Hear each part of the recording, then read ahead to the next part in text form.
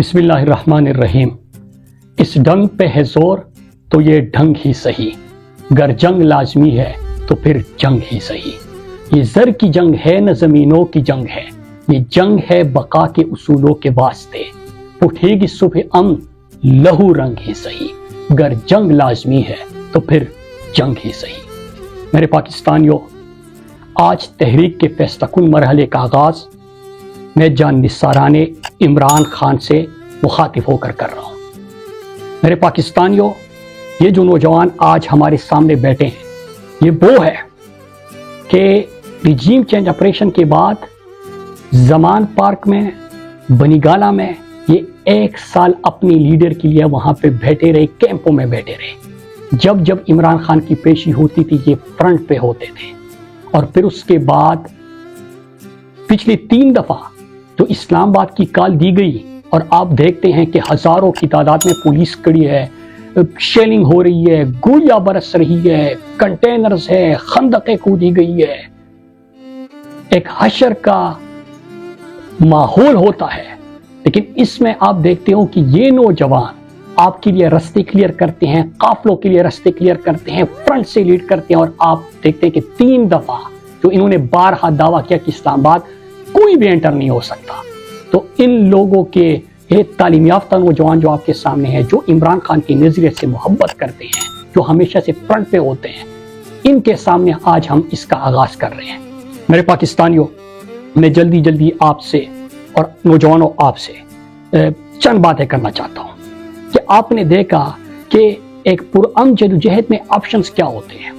انہوں نے جبر کیا، ظلم کیا، گھر توڑے، ناحق ہزاروں کارکنوں کو جیل میں ڈالا، ملک کے مقبول ترین لیڈر کو عمران خان کو گریبان سے پکڑ کے غلط طریقے سے ہائی کورٹ کے احاطے سے اغوا کیا، ان کی اہلیہ کو انہوں نے جیل میں بند کر دیا، ہمارے 10,000 سے زیادہ کارکنان کو انہوں نے جیلوں میں ڈالا، اغوا کیا، تشدد کیا، ہمارے کارکنان کو شہید کیا۔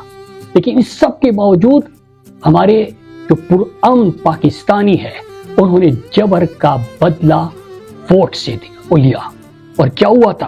انتخابی نشان چھین لیا گیا تھا۔ 1,000 کے قریب انتخابی نشان انہوں نے الاٹ کر دیے تھے، امیدواروں کے کاغذات چھینے جا رہے تھے، مضبوط ترین جو امیدوار تھے ان کو نااہل قرار دیا جا رہا تھا، لیڈر جیل میں تھا، اس کی تصویر پر بھی پابندی تھی، لیکن اس کے باوجود لوگوں نے جبر کا بدلہ ووٹ سے لیا۔ لیکن اتنے بے شرم ہے یہ اپنی اقتدار کے لیے اور بغض میں انا کی وجہ سے، جس طرح پہلے بھی ملک دولخت ہوا تھا، انہوں نے 180 سیٹوں والی جماعت سے الیکشن چھین کے اس پہ ڈھاکہ ڈال کے انہوں نے 17 سیٹوں والوں کی حکومت بنا دی۔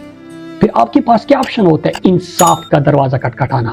پہلی ہی عدالتیں کنٹرول تھی عمران خان کی کیسز میں، آپ نے دیکھا کہ ہائی کورٹ کے ججز سپریم کورٹ خط لکھتے ہیں، ججز خود فریاد کرتے ہیں، تو ان کے اوپر ظلم ہو رہا ہے، لیکن اس کے باوجود انہوں نے کنٹرول کرنا تھا، کیونکہ 10 سالہ لندن پلان کی تکمیل اور طاقت کے لیے، 10 سالہ پلان کی جو خواہش ہے، جو کوشش ہے، اس کے لیے انہوں نے کیا کیا کہ خونی آئینی ترمیم پھر جعلی پارلیمنٹ سے پاس کرنا پڑا، اور انہوں نے ججز بھی اپنے بٹھا دیے، جو ملٹری خونی ترمیم انہوں نے کیا۔ تو انصاف کا آپشن بھی آپ سے چلا گیا۔ پھر آئین پاکستان اجازت دیتا ہے کہ پرامن طریقے سے آپ احتجاج کرو، آپ آواز اٹھاؤ۔ آواز اٹھانے والے لاپتہ ہو رہے ہیں سوشل میڈیا ایکٹیوسٹ، اور جو پاکستانی ڈی چوک نکلے تو ڈی چوک ریڈ زون جیسے علاقے میں انہوں نے پوری دنیا کے سامنے سنائپر سے گولیاں ماری، لوگوں کو شہید کیا، معصوم نہتے لوگوں کو نہ صرف شہید کیا بلکہ شہداء کی جو ڈیڈ باڈیز تھی ان کو لاپتہ کر دیا۔ اس کے ساتھ ساتھ انہوں نے نہ صرف ان کو لاپتہ کیا بلکہ ان کے اہل خانہ کو بھی ٹارچر کیا۔ پھر اس کے بعد لاشوں پر بیانیہ بنانا شروع کر دیا۔ تو اس کے بعد میں آپ سے چند سوال کرتا ہوں کہ یہ ووٹ بھی نہیں مانتے، جمہوریت بھی ختم، انسانی حقوق بھی ختم، آئین بھی پامال، پارلیمنٹ بھی یرغمال، تو میں آپ سے سوال کرتا ہوں کہ اس کے بعد کیا کریں؟ کیا ہم خاموش ہو جائیں، اپنی آواز نہ اٹھائیں؟ کیا ہم اس تحریک کو ختم کر دیں؟ میرے پاکستانیوں، آپ مجھے جواب دیں کہ کیا ہم عمران خان جو جیل میں اس ملک کے حقیقی آزادی کے لیے ہیں، جو ڈٹ کے کڑے ہیں، ان کو ہم بھول جائیں کہ وہ ساری زندگی جیل میں ہوں گے؟ ہم بشرا بی بی اور کارکنان جو ہزاروں ہمارے جیلوں میں ہیں ان کو کیا ہم بھول جائے؟ جو ہمارے لوگوں کے اوپر انہوں نے سامنے سے گولیاں چلائی، ان کو شہید کیا، ان کو بھی ہم بھول جائیں؟ کیا ہم جو پاکستان ہے، کیا ہم مان جائیں ہم سارے پاکستانی کہ ایک بادشاہ سلامت ہے اور یہ باقی ان کی رعایا مزارے ہیں سارے اور پاکستان ان کی جاگیر ہے؟ کیا ہم یہ مان جائیں؟ تو میرے پاکستانیوں، جب میں خود سے بھی یہ سوال کرتا ہوں تو عمران خان کا جو اقوام متحدہ میں تقریر تھی، انہوں نے جس طرح کہا تھا کہ either you surrender or you fight for your freedom till death. What will we do? I ask myself this question and my belief is لا الہ الا اللہ. تو میرے پاکستانیوں، ہمارا لا الہ الا اللہ پر ایمان ہے. We will fight. ہم لڑیں گے. اور وہ کہتے ہیں نا کہ ابھی تو بے کسوں کی آخری تلوار چلنی ہے، ابھی تو شام ڈلنی ہے، ابھی تو دیکھ لے مجھ پر جنوں کا برق طاری ہے، ابھی تو جنگ جاری ہے، ابھی تو جنگ جاری ہے.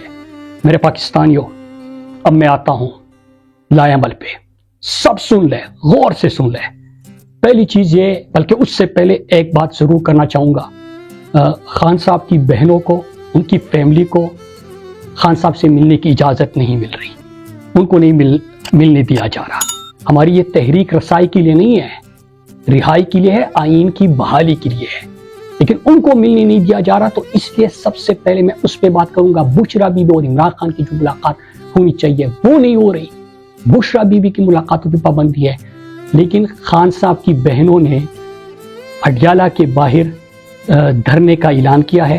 تو میں منتخب اراکین اسمبلی جو ہمارے قومی اسمبلی کے ممبران ہیں، ان سے اپنی طرف سے اور اپنے کارکنوں کی طرف سے اپیل کرتا ہوں، ان سے گزارش کرتا ہوں کہ وہ علیمہ خان سے، علیمہ آپا، عظمیٰ آپا اور نورین آپا سے بات کرے، ان سے مشاورت کرے اور ایک لائحہ عمل مرتب کر دے کہ کیا کرنا ہے. لیکن یاد رکھیے گا کہ ان کو اکیلے نہیں چھوڑنا.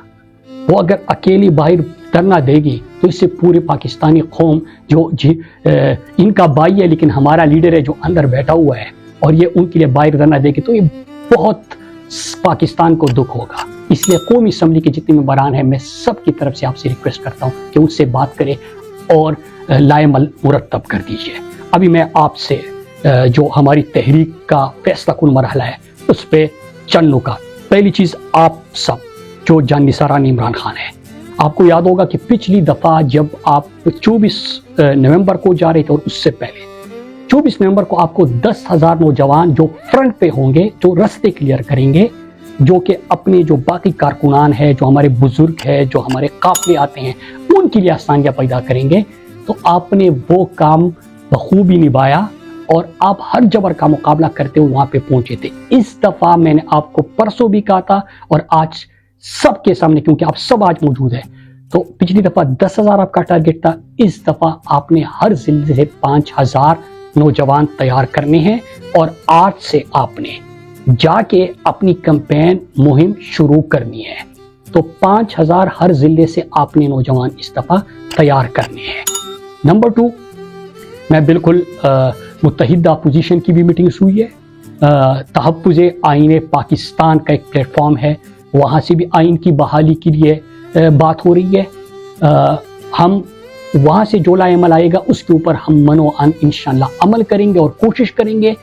لیکن ہم اپنی تیاری اس لیے کر رہے ہیں، اور میں آپ سب سے کہتا ہوں، کیونکہ ہمارا لیڈر عمران خان جیل میں ہے، لیڈر ہمارا جیل میں ہے، کارکنان ہمارے جیل میں ہے، تشدد ہمارے لوگوں کے اوپر ہو رہا ہے، گھر ہمارے توڑے جا رہے ہیں، مینڈیٹ ہمارا چرایا گیا ہے. تو ہم نے بالکل ایک جمہوری عمل ہے، سب کو ساتھ ملانا ہے. ایک میٹنگز ہو رہی ہے، سلسلہ جاری رہے گا، لیکن ہم اپنی تیاری مزید تاخیر کا شکار نہیں کریں گے. اور آج سے یہ سلسلہ جو شروع ہو رہا ہے یہ ختم نہیں ہوگا. تو یہ اہم پوائنٹ تھا.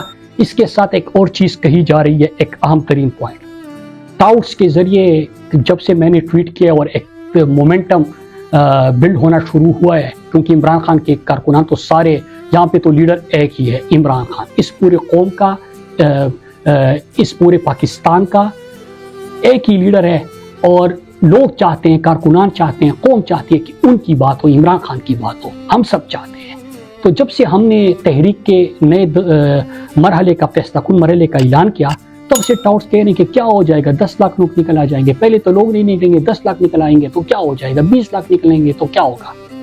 مطلب ایک تو یہ اقبالی جرم ہے کہ ووٹ دے دو تو وہ بھی نہیں مانتے، عوام نکلے تو گولیاں چلاتے ہیں۔ لیکن میں آپ کو ایک چیز بتاؤں، میری بات سنو، اس دفعہ ہم وہ تحریک چلائیں گے کہ آپ کو فرق تو ویسے بھی پڑ رہا ہے، اگر فرق نہ پڑ رہا ہوتا تو سوشل میڈیا والوں کو اٹھاتے، فرق نہ پڑ رہا ہوتا تو اوورسیز والوں کے خلاف آپ مہم چلاتے، فرق نہ پڑ رہا ہوتا تو اتنے سارے گھر آپ توڑتے، آپ مینڈیٹ چراتے، آپ اتنی بے شرمی سی تمام چیزیں کرتے۔ فرق تو پڑ رہا ہے لیکن آپ کو زیادہ فرق محسوس کرنا ہے، تو انشاءاللہ ہم ہر وہ کام کریں گے پرامن انداز میں جو پرامن تحریکوں میں ہو سکتا ہے۔ اور میں سوشل میڈیا کو کہتا ہوں، پچھلی دنوں میں نے دیکھا تھا کہ ایک مہم شروع ہوئی تھی بائیکاٹ کی، وہ انفرادی طور پہ ایکٹیوسٹ نے شروع کی تھی۔ آپ اندازہ کریں کہ ایک نہیں 100 ایسے آپشنز ہو سکتے ہیں جو ملک کی مقبول ترین جماعت کی طرف سے آ سکتے ہیں۔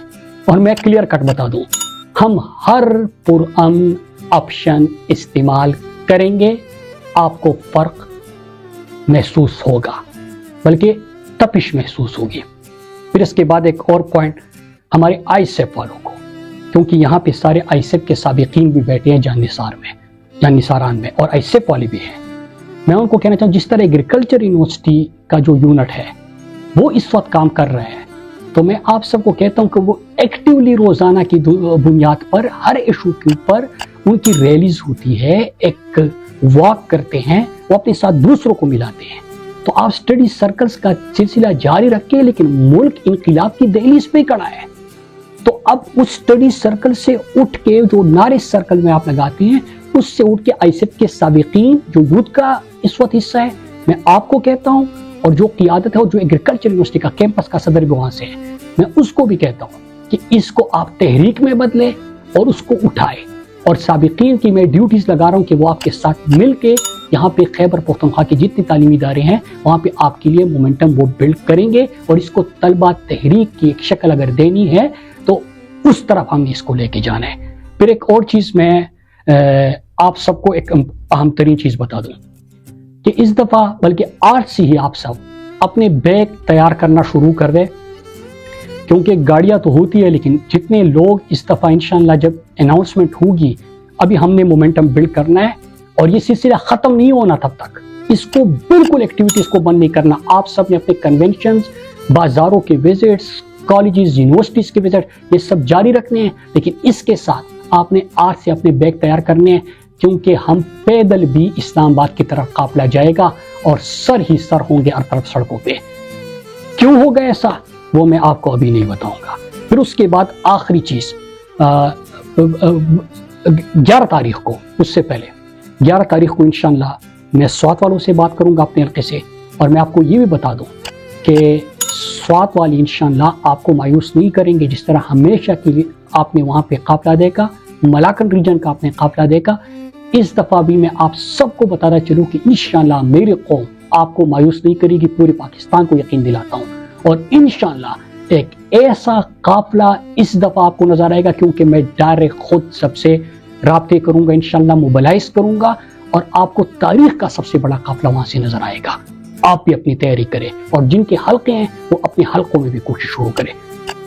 آخری چیز ایک یہ، آپ سے اجازت لینے سے پہلے میرے نوجوانوں، آپ کو یاد ہوگا آپ مجھے یونیورسٹی میں کہتے تھے، یونیورسٹی کے بعد آپ مجھے جب یہ ریجیم چینج آپریشن ہوا اس وقت کہتے تھے، اور جب عمران خان جیل میں گئے تو اس وقت بھی آپ مجھ سے ایک سوال کرتے تھے کہ صدر صاحب آپ نے تیار ہمیں کسی اور چیز کے لیے کیا تھا، یہ تو نہ جمہوریت ہے نہ انقلاب ہے، تو کس چیز کے لیے تیار کیا تھا؟